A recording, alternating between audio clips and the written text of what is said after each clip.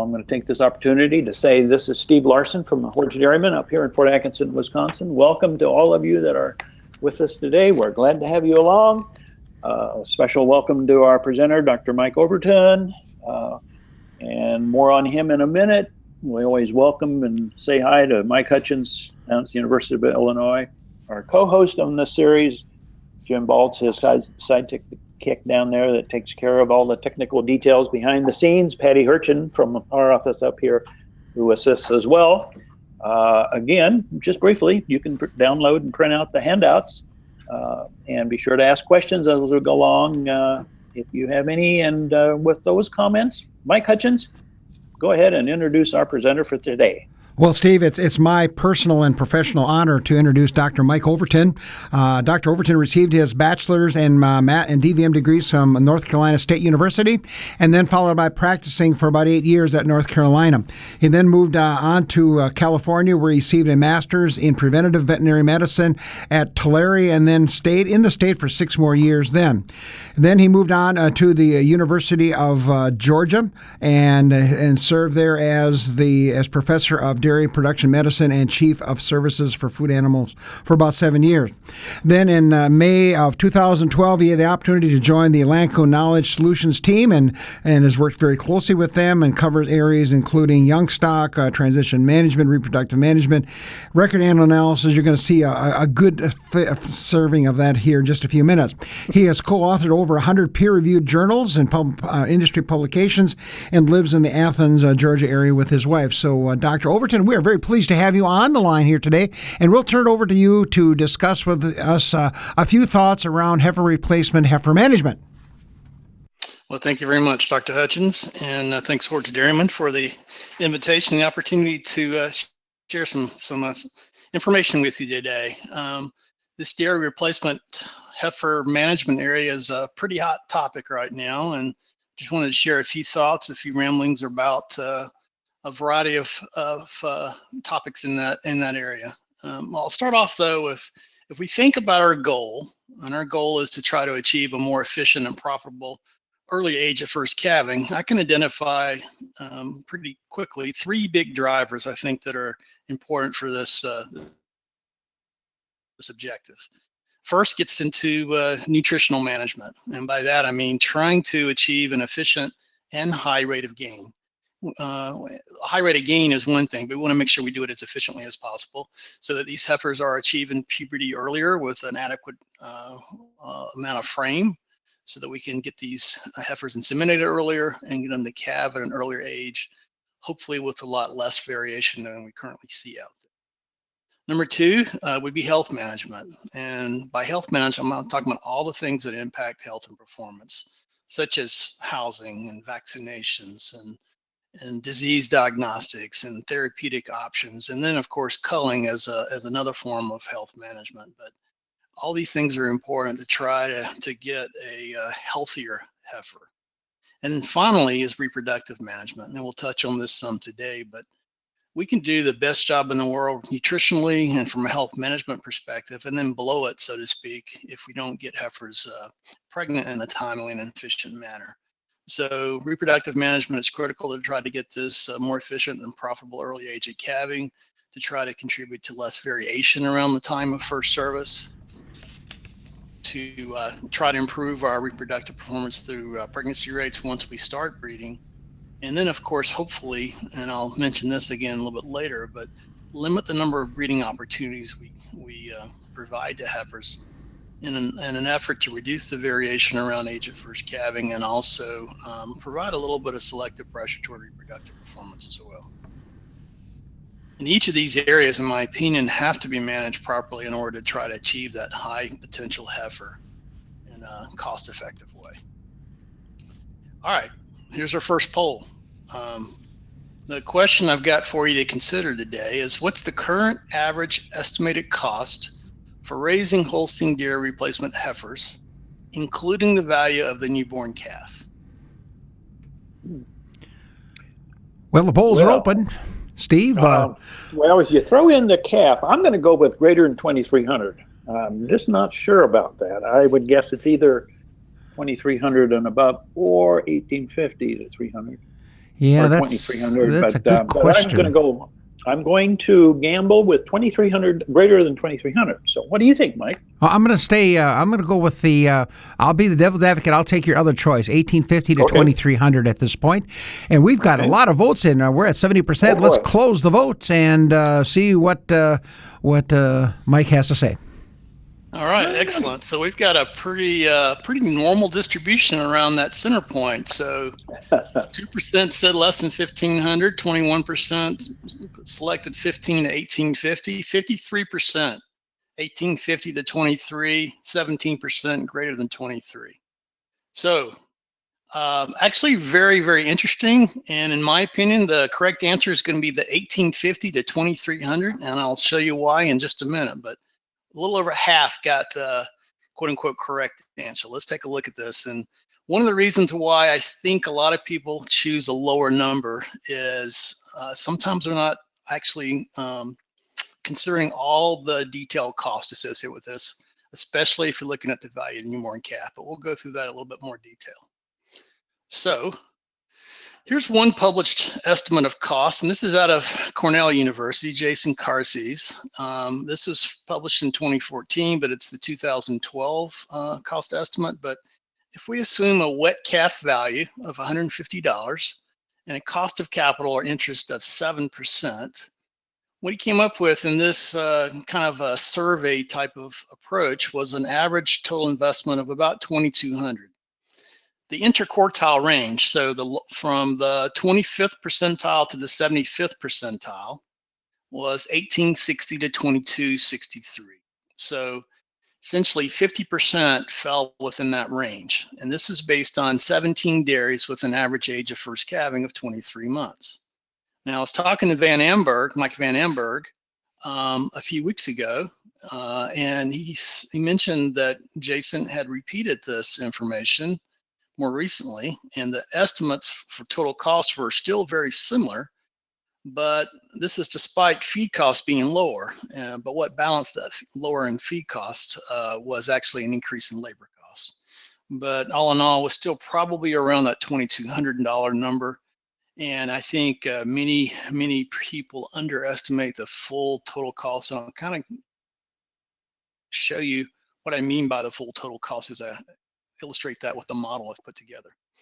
So 5 or 6, 7 years as time flies, I developed a spreadsheet model for the purposes of comparing a conventional heifer raising program to a more intensive program. And we're not going to go through that in a lot of detail today, but just real quickly to share with you that the intensive program was meant to represent a heifer raising program that provided a more nutrient dense source of milk replacer, calf starter, calf grower grains, actually total mixed ration throughout the growing period.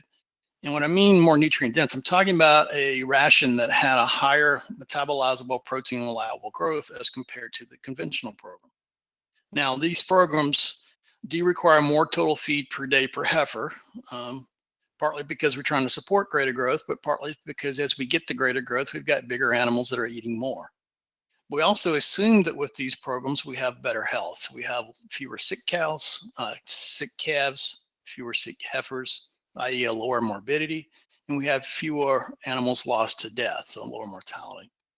And also because we are growing these heifers at a faster rate, we would expect to see a lower age at first breeding and a lower age at freshening.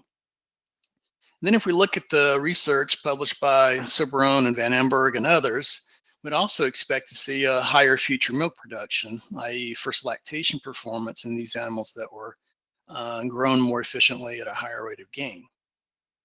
Now, when I show you some of the costs for my estimates, I'm going to show it to you as a final cost per heifer that calves, but that also includes the investments made in the heifers that actually don't make it to calving. So an animal that died before reaching her first calving, all of her costs, including that wet calf value, has to now be redistributed over to the survivors. And that's one of the things that actually affects the total raising cost. This is just a summary. I'm not going to go through it in any great detail, but just to give you a summarization of the results of comparing the two systems and then going forward, I'm going to be focusing on a more intensive system for our cost estimates. But you can see that starting at an initial weight of about 88 pounds for Holsteins, and then as we get to the point of calving, the conventional heifers at 1297, the intensive heifers at 1424. That's immediately before she actually delivers her calf. And these animals, average age at first service 14.6 versus 12.5. And the difference in the age at first service is simply a function of faster rate of gaining intensive programs, so they're reaching a breeding size earlier. Then that same difference in the age at first service is carried over into average age at first calving. So essentially, we've got about 63 days difference or shorter for the intensive system versus conventional. Now, the average daily gain from birth to calving conventional is about 1.6 in the model versus 1.9 in the intensive. And so if we look at the total rearing cost per heifer, not assigning a value to the wet calf, we end up with about $1,900 cost. But if we add in the wet calf investment costs, which includes the interest cost and the losses due to the dads, we're actually now up to a total rearing cost of about $2,160. And you can see they're very similar between the two systems. And so we got an average cost per day that's higher on the intensive system compared to the conventional, but we've got about 63 days fewer total growing time. So that actually lends itself to a pretty cost-effective approach. And so now if we actually factor in the additional milk we'd expect in first lactation based on this higher rate of gain as published by Soberhome, we now have a net cost per heifer on the intensive system that's of actually a little bit less, $89 less than the conventional approach. In your handouts, if you decide to download the slides, you'll have this summary of cost by stage that gives a lot more details I'm going to go through today, but that's just there for your information, because the growth stages outlined here by the columns are the same on both sides, but the left side is the conventional approach and the right side is the intensive feeding approach. And you can see the total cost per day, and then that total cumulative cost, including the wet calf at the very bottom. So I'm not going to spend any more time on that, but you can take a look at that if you're interested with the handouts. But one thing I do want to share with you is this sensitivity analysis. So what I did here is that we were looking at the central value. This $2,159 is the number I said was approximate estimate of the cost of raising an intensive heifer. That's assuming a wet calf value of $200 and a weight at first service of 850 pounds. Now, when I talk about weight at first service, I'm make sure that everyone's clear. I'm not simply focused on weight, but that is a proxy for having an adequately grown heifer in terms of frame. And we're talking about breeding a heifer at 51 inches withers and weighing about 850. But this sensitivity analysis is designed to show you the impact of changing the wet calf value.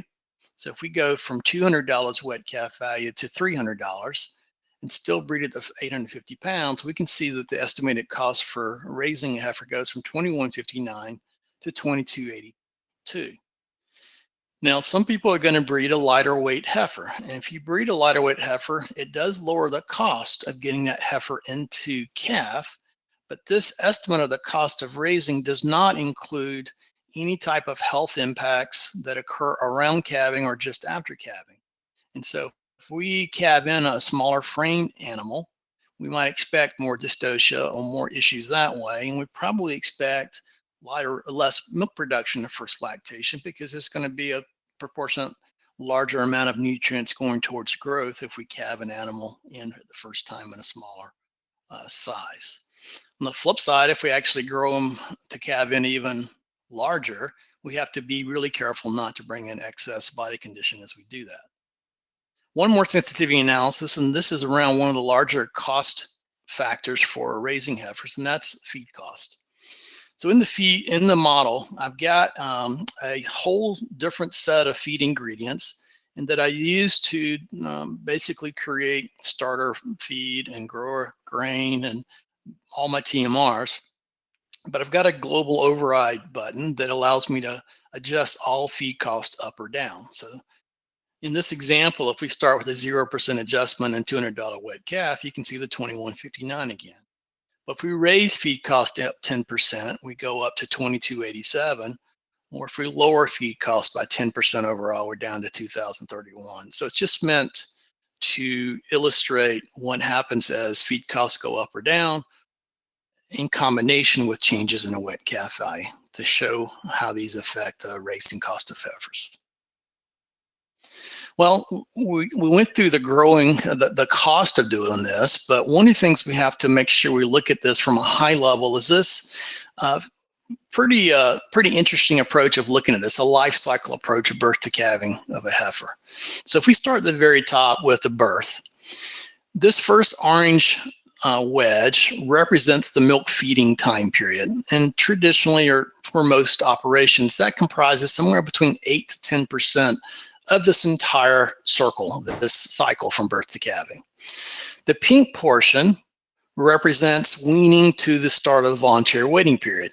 So think about this as the primary growth time. So we're trying to take an animal from birth through the hutch or whatever milk feeding period into that grower phase, and so that we get them into the breeding pen at a nice early time, but also with a good frame and a good healthy body condition on that. So this pink portion is highly variable. So if you look at this from a birth to calving cycle, we could see that representing, I've got 42 to 55%, but it could range even bigger than that. But this is one area that has a big impact on how efficiently this whole wheel is turned. The next one, this green wedge, represents the breeding portion, the reproductive management. And the questions we have to answer here are, when do we start? And how many cycles of breeding opportunity do we allow heifers to have?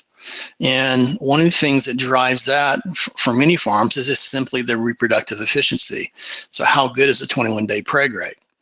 Once an animal leaves this as a pregnant heifer, that blue portion, the rest of her growing time, is now fixed. Because gestation is going to be, yeah, there's a little bit of variation, but it's not going to change by a month or two. It's going to be pretty fixed around 277, 278 typically for Holsteins. So that's fixed. So if we really want to impact how fast this wheel is turning, we can focus on two major areas. We can focus on this first from birth to entry into the breeding period. So I'm just putting this together as an area of focus for feeding and growth. And then the second portion to really focus on the trot who turn this wheel a bit faster is the reproductive portion. So that's kind of where we're going to focus a little bit on now. So I couldn't go through all this without showing a few things from a monitoring perspective. So if we're looking at that milk-fed calf, what are we looking at in terms of monitoring and some of the targets we might think about?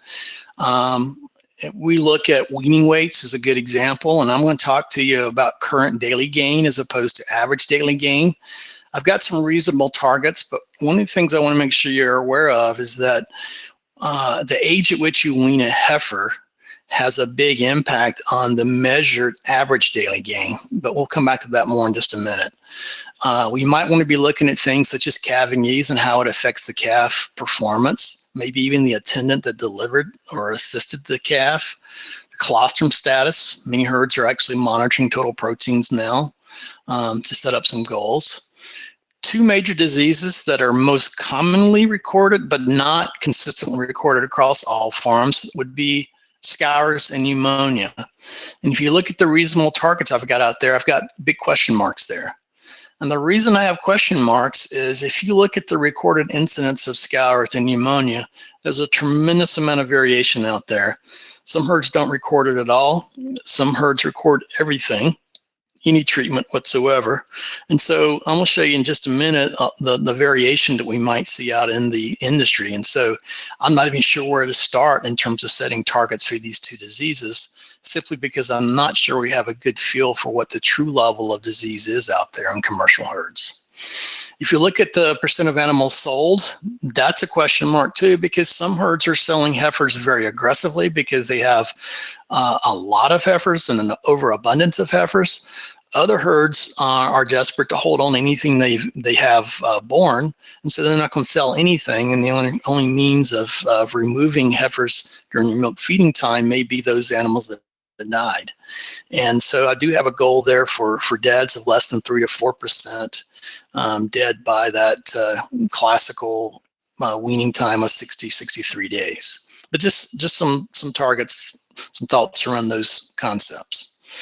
All right, I mentioned why I don't focus on average daily gain, and I want to give you kind of a graphical representation of why I think that's important.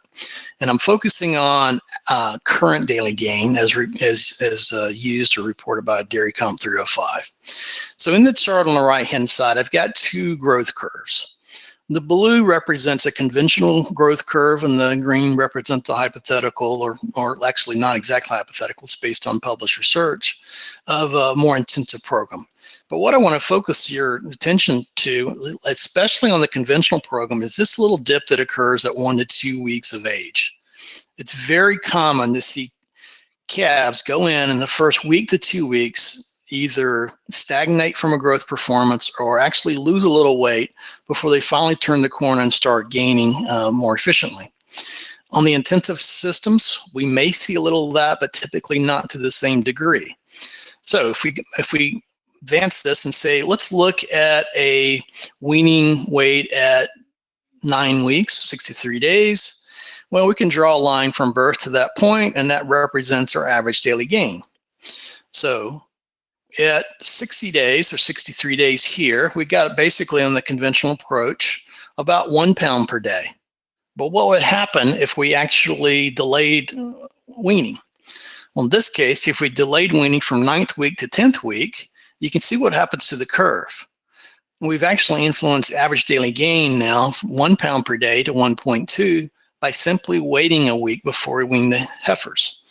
And the reason for that is that we're diluting out this early part of the growth curve. So consequently, it's a little bit, it can be misleading when we simply look at average daily gain without considering the age at which animals are weaned. An alternative approach is to look at this area of the growth curve that's a little bit more linear to approximate what's happening during that 6, 7, 8, 9 week period where it's probably not changing a whole lot. That's probably a pretty important thing to understand, and that's what we refer to as current daily gain. And so what DairyComp does is it tries to standardize the weights so that heifers can be compared more equally. So in this case, we've got weights recorded in a record system from about 58 days up through 73 days, and all of these represent quote-unquote weaning weights. But if we do an adjustment back to a common point in time, we can actually now compare these animals within a farm more consistently and more correctly. And within DairyComp, there are 6 standardized groups that are set up for comparison. And the one I use the most is the second measure, the 2-month measure. And to be included in that outcome, heifers have to have an actual weight recorded between 49 and 73 days of age. And then you can see 3 months, 4 months, 6 months, 8 months, 12 months. And so what I most commonly see is this weaning weight, this 2-month weight. And then we have a few herds that also are recording 3 months and 4 month weights to understand how the heifers are coming out of the milk fed system. And so if I had my choice and I can only get 3 weights for measuring performance, I think I'd like to have birth weights. I'd like to have this weaning weight, this 2-month weight, and I'd like to have another weight somewhere between 3 and 6 months, just to see how the heifers are performing as they make the transition from milk-fed diets to grower grain and more forage. So we can use this information now to start doing some monitoring. And here's a question we're trying to answer is, what's been the trend for adjusted weaning weights? So in this case, it's not looking at rate of gain per se, it's simply looking at the recorded second measure weights. And so if we look at this scatter plot, we're going from animals that were born July 13 through May of 2015, and you can see that the trend line is upward. Essentially improving performance as we look at the more recent time period. Well, there's another way of looking at this too that for some people might be more meaningful, and that's simply to summarize these average weight at second measure by month of calving to look at how the groups are performing across time. And so over this entire time period, we can see the average weight at second measure of 185 pounds, but we can also see the average monthly weights across time, where you can pick out a little bit of seasonality if there is any, but you can also look at trends across time. And another point, which is shown by the scatter plot, is simply the amount of variability around these points. So these are two nice things to be used together to understand both the central tendency as well as the variability around weight at second measure. I mentioned diseases. So one of the questions we might want to know is what's been the recorded incidence of scours in the first 30 days across time. We typically see the peak onset of scours at somewhere around week to 2 weeks of age, but most of the scours are experienced in the first 30 days. This is a herd that was recording scours as an event. And if you look at this one, we can see quite a bit of variability across time. In July of 2014, for example, we're in the low 50s in terms of the percent. We're around 50% in August. September drops tremendously. In October, we're less than about 5 or 6% recorded. That large of a drop followed by an uptick is a little bit, makes me a little bit skeptical of what's happening, but this is fairly typical of what we see, is inconsistencies in recording. And yet, if we get things recorded, we can find that there are associations between the development of scours and future performance.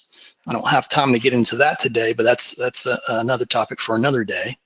Another disease that has a bigger impact, in my estimation, than scours on the performance is pneumonia.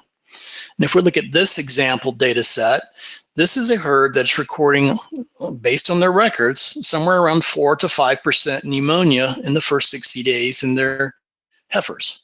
Well, I'll be honest, I do not believe this at all. You see, we've got a couple of months where we've got 0 recorded. If we look at what's actually recorded in commercial herds that actually look for pneumonia, it's not at all uncommon to see 30, 40, 50% pneumonia, and sometimes more than that, recorded. And we know that we have too much pneumonia in our replacement heifer populations. But unfortunately, in many herds, we see these very low recorded numbers, which make it very difficult to interpret what's happening. Here's some data I recently presented at a Discover conference. This is dairy comp data from a convenient sample of 10 commercial herds in the US. If we look at this, the total number of animals, 28,500.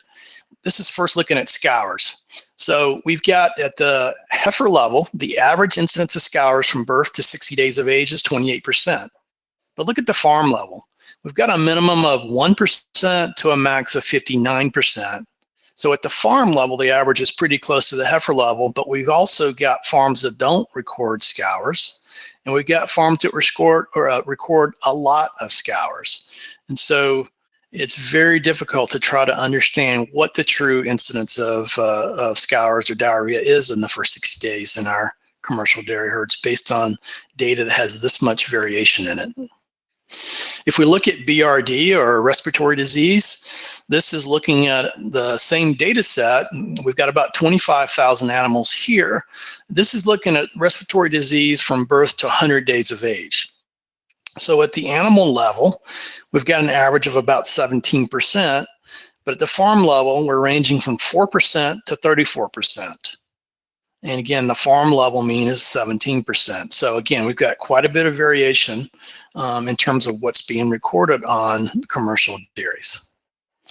If you look at the age at which pneumonia is first recorded, and this is in that same 10 herd data set, we can see, first of all, if you look at the right, the median point is 105 days. What this means is that half of the cases have been recorded, half of the first cases have been recorded by 105 days of age. So the other half are after 105 days. And on the left, if you look at this frequency histogram, you get an idea of some of the peaks of what we see from a recorded first case of pneumonia. So we can see a few herds are recording some very early cases. We've got some herds that are recording spike in cases in that 30-day range. We've got some right around weaning of 75 days. Then we've got a bigger spike around 100 days. Well, if we look at this a little bit further, we can see the variation by herd.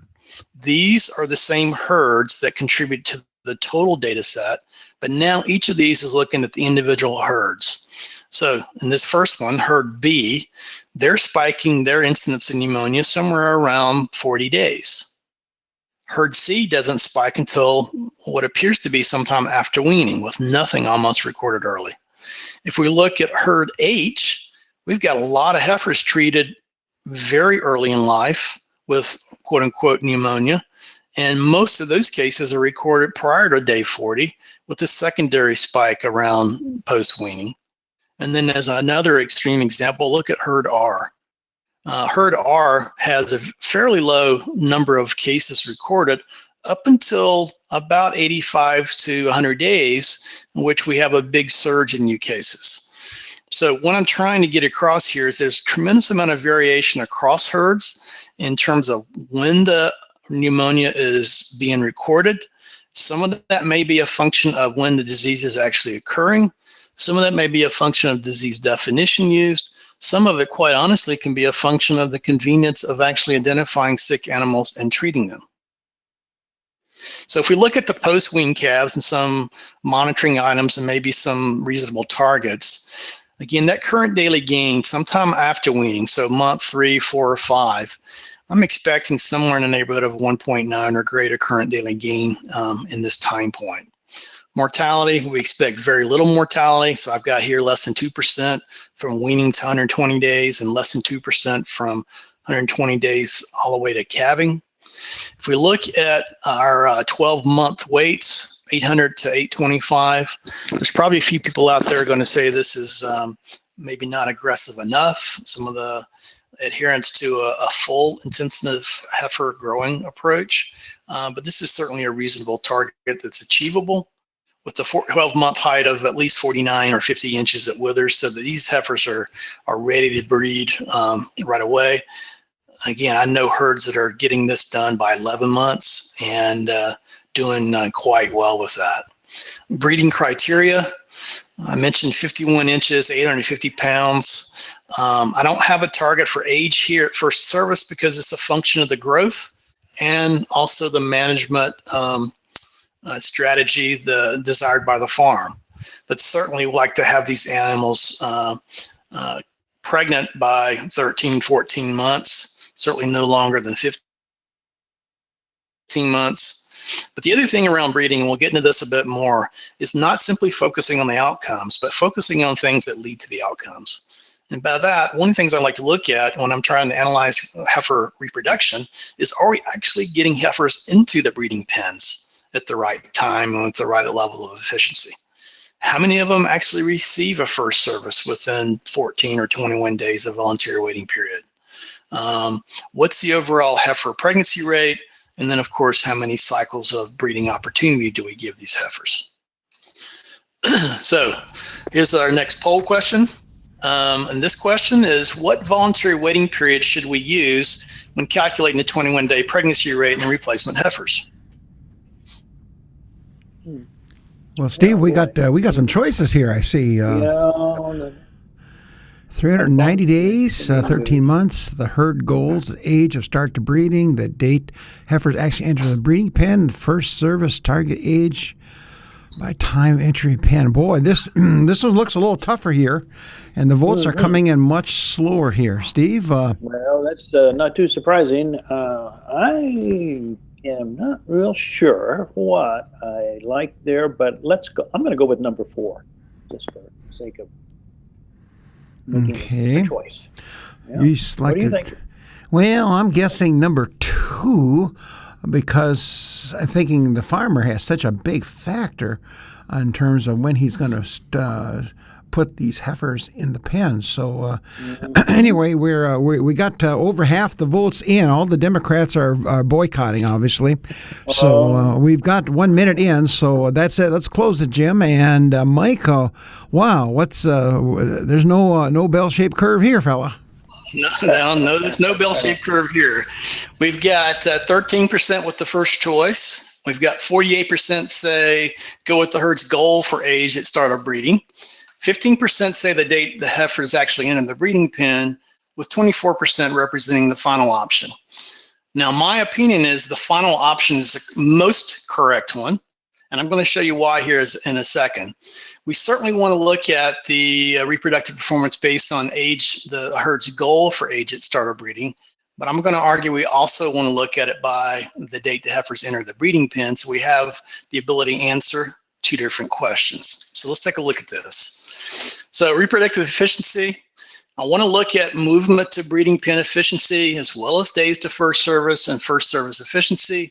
And one way to look at this might be to look at things like percent inseminated within 7 or 14 or 21 days of a stated voluntary waiting period, or perhaps percent inseminated within 14 days of movement into the AI pens. 21-day pregnancy rate, I think we want to look at it both by date of movement into the pen, and I'm referring to that as AI DAT here, but also by age as the targeted voluntary waiting period as set by the farm.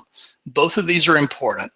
And of course, conception risk, insemination risk, and number of cycles. So let's take a look at a pregnancy rate report for a dairy's heifers. And if we look at this based on a herd stated voluntary waiting period based on age, we see a pregnancy rate of 16% and insemination rate of 28%.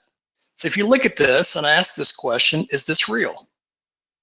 Well, it's what's in Dairy Comp. It depends on how you look at it. Because again, pregnancy rate can be evaluated two ways, by a set voluntary waiting period as shown here, and by when they enter the breeding period. And both approaches are important because they answer two different questions. So in this first example, that is true based on the stated age, but what this is telling me is in all likelihood, they're not bringing the heifers into the breeding pen in a timely manner. And so the second approach of trying to look at it by date they enter the breeding pen will now help us to evaluate reproductive performance in terms of how the technicians are managing this, or cyclicity or management, whatever the case may be. And that's what this is showing here. So same data set, but we've looked at the voluntary waiting period now based on when the heifers entered the breeding pen. So we've got a pregnancy rate now of 45%. Insemination risk of 78%. And if you compare that to what I showed you before of 16 and 28, well, this is the real world based on age, but this is the real world based on when the heifers get into the breeding pen. And so one opportunity might exist to simply get the heifers moved in a more timely and consistent manner in an effort to try to reduce the differences between these two approaches. So here's an example of a herd that struggles with the consistency of bringing heifers into the breeding pen. This is the herd I just showed you. But notice how much variation there is around the age on the left-hand side in days, and the date that they actually entered the pen on the x-axis. But you've got quite a bit of variation based on different ages of entering the breeding pen. Here's a herd that actually made a conscious decision to change their voluntary waiting period. So then if you look at this one, what voluntary waiting period do you choose? Because out here in early 2014, 380, 385 days was a reasonable time, but it's been dropping fairly steadily since then to now. The most recent observations we've got here in June of 2015, voluntary weight's more like 355 or 360. So we need to understand what the stated intentions are, but also when are they actually moving into the AI pens. And one way you can look at this is the percent. What percent were moved within 14 days of the stated herd's goal based on age. And here's a report that looks at this and shows quite a bit of variation from 12% up to 98, 99%, but overall 58% of the heifers are moved within the 14 days. So not doing a very good job of getting those heifers moved. Showed you this a little bit. Age at first service. This is that same herd I showed you, and showing mimicking the variation of when a heifer enters the breeding pen as compared to this one on the right. And the one on the right is blown up some, so that I've got the similar axis in terms of the range to show you how much difference there is. But the one on the right clearly has things fairly well under control. You see a little dip in their voluntary waiting period, but the farm shown on the left, a lot of opportunity to tighten up and reduce some of that variation around age at first service. How many breeding opportunities? Here I'm just showing an example of the distributions of this. My suggestion, cull heifers after 3 or 4 unsuccessful services, and certainly no more than 6 cycles of breeding opportunity. That would be 6 21-day cycles. Don't turn open heifers into a bullpen after AI. In fact, don't turn heifers into a bullpen after AI would probably be a pretty good recommendation. If we look at this herd that actually had 9 cycles of opportunity, and we take out the last 3, so if we stopped breeding after the 6th cycle, it would result in culling about 5% or less of the animals going through this. So it would have a very small impact, but I could also show you, if we had more time, what happens with these animals that are calving late and they're struggling. And I'm going to get into that very briefly here because I'm quickly running out of time here. But I wanted to lead into the association between age at first calving and lactation performance, which brings us to a third polling question. This one, when considering total lifetime profitability, the optimal age at first calving for Holstein herds is most likely which of the following ranges? Well, we got some choices, Steve. I'm ready to vote already. Less than 22 months, 22 to 23, 24 to 25, greater than 25. Steve, where are you at? I'm 22 to 23. Okay, now is that a Jersey decision or a Holstein decision? Well, that's a good question. We're actually doing every bit that good at the Horse Dairyman farm. We right around 22, 23. Okay. That's where our Guernseys and Jerseys are coming in. So. Okay, well, I'm getting a signal from Jim. We got 2/3 of the votes in. Let's close it off and see what we have here. Excellent. So most people got this right. 81% selected 22 to 23 months. And I think researchers show us time and time again that's probably the sweet spot for Holstein heifers. I'm going to show you very quickly a little bit of data from some herds I've collected. These are herds that calved.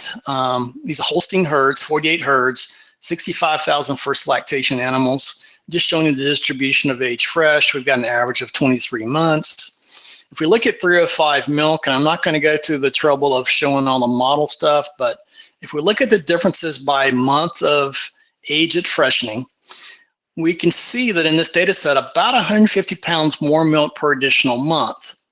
And so if we look at marginal milk value, each month of additional older age based on the additional milk is about $20. But the question I want you to think about is, what does it cost to feed a heifer per day for those extra 30 days? Okay, so that $20 increase in milk production based on 305 milk and age at freshening, I'm not sure is going to be economically viable. And so if you look at this 22, 23 month period, going from 22 to 23, this model would predict about 175 pounds more milk over 305 days. But again, what does it cost you to get that extra milk? And this is the other important point. We can see an increase in predicted milk per additional month of age freshening from 22 to 26 months, but it's also very much herd specific. Some herds gain milk by calving at 24 months versus 23, but then some herds actually see less milk calving at 24 versus 23 months. If I look at age at fresh calving categories, so that I break these categories up into early calving, so basically less than 22 months, intermediate of 22 to 24, and late calving of over 24, and start looking at some impacts, reproductive performance. Early calvers actually tend to get pregnant faster compared to late calving animals. And if we look at this model where we actually got the age at calving category, the late calving heifers over 24 months of age, 13% lower odds of being pregnant by 250 versus early calving, and 8% lower odds by as compared to intermediate. So what does that mean? It means that for every 100 heifers per age fresh group, we get 2.6 more pregnancies in the early calving heifers versus the late. We get 1.6 more pregnancies created in the intermediates versus late.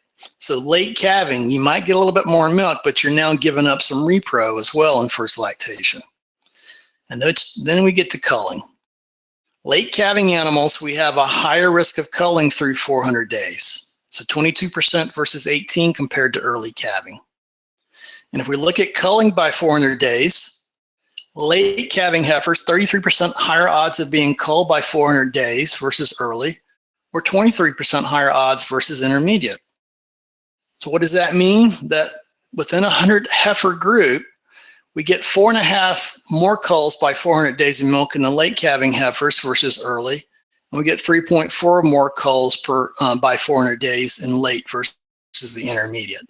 So calving heifers later, we might get a little bit more milk, but we have lower reproductive performance and we have a higher culling risk.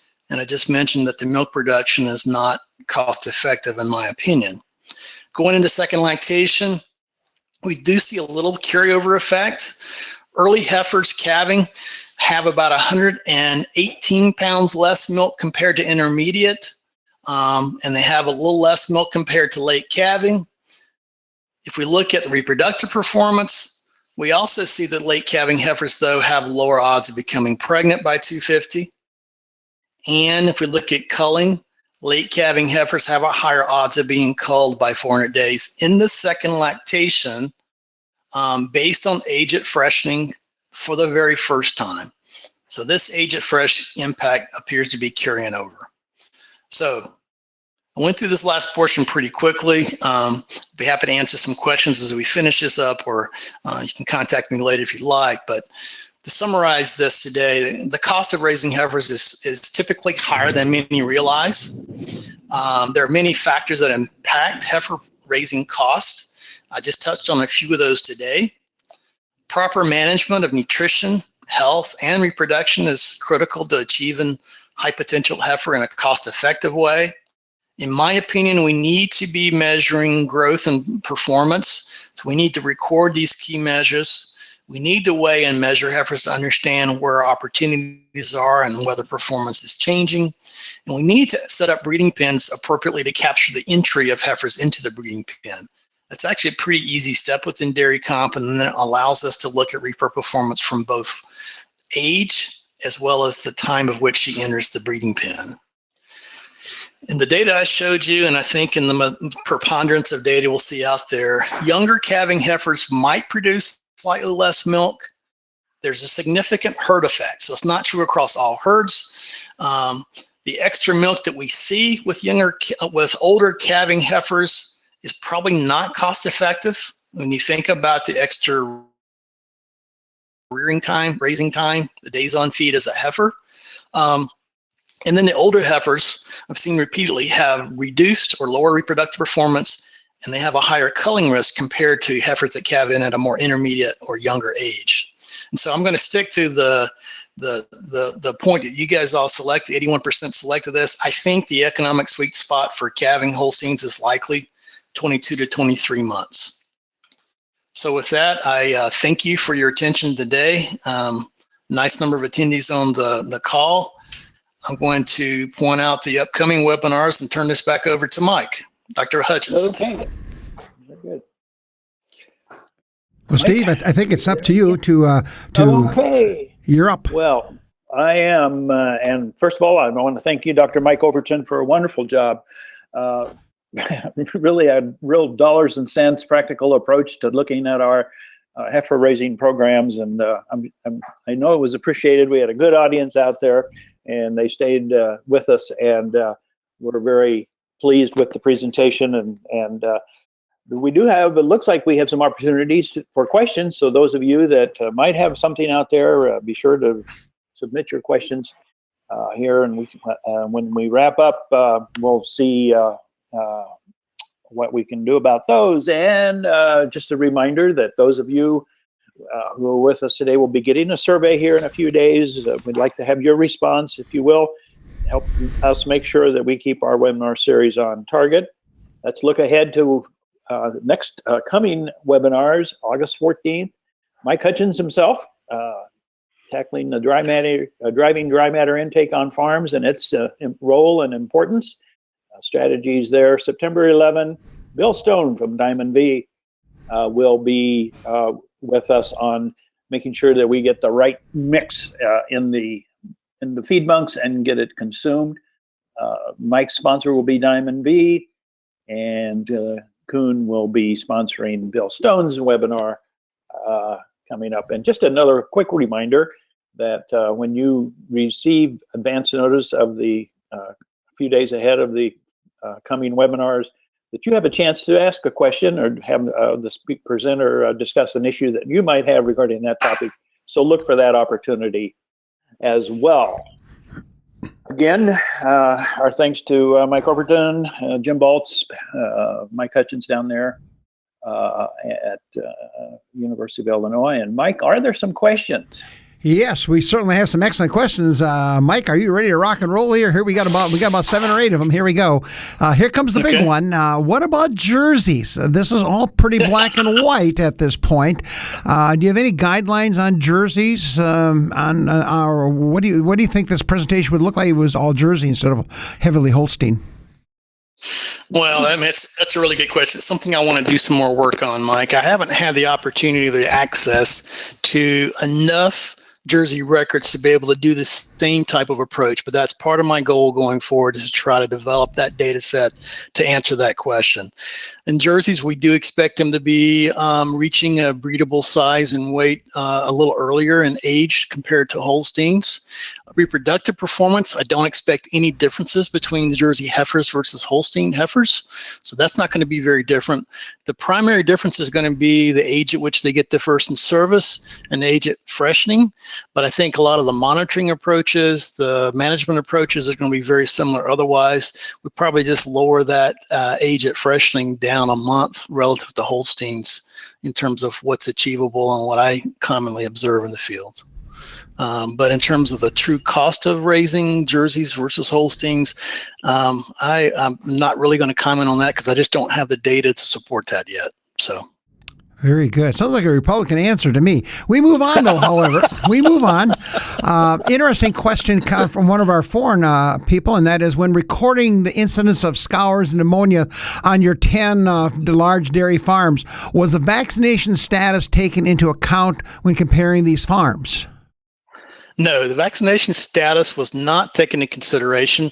Honestly, I did not have the vaccination status, but frankly, I would be afraid of comparing any vaccination status in terms of its potential impact on scours or pneumonia, simply because the herds that I shared with you, the data I shared from the herds today, were not prospectively set up. They were simply historical records that I was able to access and report on, and my purpose of showing that was just to show you the variability in the recorded records. To look at something like vaccines or the impact on disease, it would require a whole different approach from a more prospective manner to make sure we had consistent recording of diseases. Here's an interesting question, and that is, when you looked at your early versus late calving age, why the difference? Do you think it's hormonal? Do you think it is body condition score? Is what's causing that difference in terms of reproduction response that you noted? Well, in the reproduction, we could think about it two different ways. One might be the fact that heifers that get pregnant earlier are well-grown or good, are fast-growing heifers, healthier heifers, and therefore that might carry over into lactation. Heifers that conceive early, we might have some selective pressure that says that they are actually truly more fertile, and they come back into becoming pregnant again in the first lactation faster.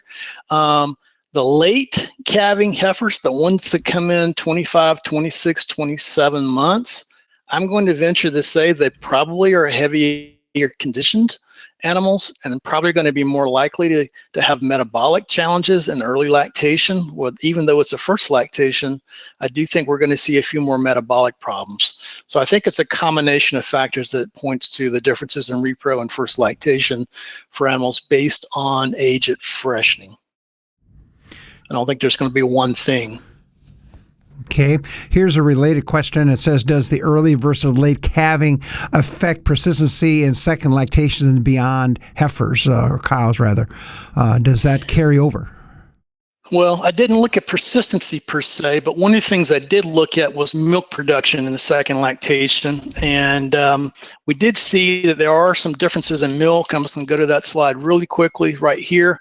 So in second lactation, if we look at the late calving animals compared to the intermediates, there's about 46 pounds more milk in late calving in the second lactation animals over 305 days. So very, very, very small amount.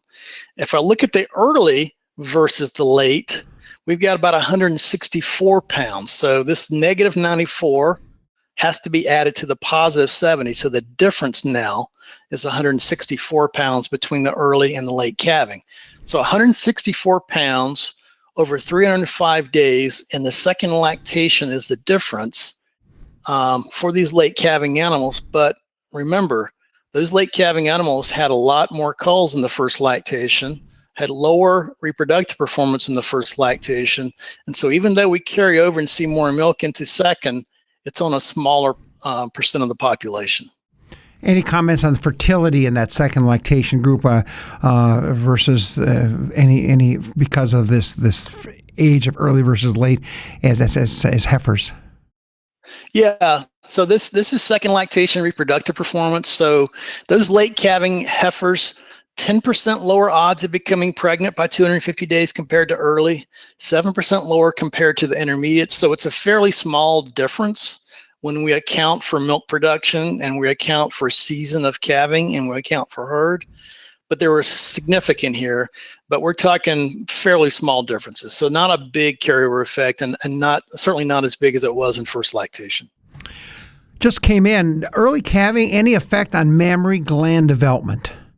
Any risk with that? Some people say you have to have so many heats before the mammary gland is matured. Yeah, that was an interesting question that was brought up at the Discovery Conference on heifers a few weeks ago. If we think about puberty and when an animal reaches puberty, it's based on a percent of mature body weight and nutritional management and some genetics too. But by the time if an animal is well grown, growing rapidly, fed really well, she's going to reach puberty earlier, yes, but she's grown very well before she reaches puberty. And so I'm not personally concerned of any negative carryover effects. I think that if we look at, again, the total economic value based on age at freshening, the combination of having some small differences in production, but couple that with better repro and lower culling risk, still points me back to I'm trying to get a well-grown heifer that calves in at 22, 23 months. And anything beyond that starts to get into some, I think, some lost opportunity. Another question from our California listener, and he says, we see lots of dairies with no heat stress mitigation. Do you have any data on the impact of heat stress on heifer growth? So heat stress impacts on heifer growth. Actually, that's one of the reasons that in some of these models, you're going to see month of calving and you're going to see or season of calving, because there definitely is an impact on growth. And it's really interesting that in the past, I've compared performance in calves grown in the West, let's say California, versus the Midwest. And what is very interesting is that we see two different seasonal stresses. In California, we see more of a negative impact of the summer stress, and in the Midwest, we see a bit of a negative impact of the winter stress. So we see less growth in the severe winter and less growth in California in the summertime. So yes, I think we can quantify impacts of heat stress on growth and performance, and certainly on reproductive performance, even though it's less of a negative impact in heifers compared to cows, it still exists. So to put you in a corner, should we then be looking at putting more shades and heifers? A lot of the ranches I've seen on the Southwest, the heifers are right out in the open. There's no cover. Yep. They're just out there. Well, I certainly would support having shade structures for heifers as a bare minimum from a heat stress abatement. The thing that's going to help push that implementation faster, in my opinion, is going to be to show some economic data. But one of the things we can think about is that when heifers are standing, they're panting, they're blowing off this, trying to get rid of this excess heat, that requires more maintenance energy in terms of standing. So if we do something to mitigate that, we may offset some of the cost of the shade structure, which is going to be fairly minimal. And of course, we have to amortize that over 10, 15 years, but we're going to mitigate some of that by simply lowering the feed costs associated with maintenance, just like we would in the severe wintertime, maybe not to the same degree, but I certainly would support in these hot areas a minimum of shade in the housing lounging pens for these heifers. Absolutely. Certainly more work to be done here, the way it sounds. Do you have any data on grazing heifers? Any input on that? On raising, did you say grazing? Grazing heifers, correct. We now have people sending heifers from the Midwest to Colorado, put them on dirt and on grass out there. Any thoughts about that? Well, I certainly understand it from a producer's perspective of wanting to move the raising of heifers to a different location, whether it's a waste management deal or maybe it's a cost deal. One of the struggles I have with looking at grazing operations from an economic perspective is careful attention to the true cost of feeding these animals. Many times, whether we're talking grazing dairies or grazing heifer operations, I don't think that we get a true accounting of the full cost involved if we consider the opportunity cost of the land involved with growing the grass. And so sometimes we get what I think is an artificially low cost estimate. Performance-wise, I think that if we have well-managed pastures, we can still do a very good job of growing heifers. We may have to do some targeted supplementation at times, but I think that heifers can be grown quite effectively and efficiently on grass, provided it's actually managed appropriately. I don't have good data on that, Mike, but that's been my observations, and through some of the stuff I've read, I certainly don't frown upon it, but I'm just not sure that it's the cheap solution that most people think it is. Well, Dr. Mike Overton, you've done a yeoman's job with all the questions and answers. Maybe you can go back to our last PowerPoint there for Steve to wrap up our program for today. Thanks very much. You betcha.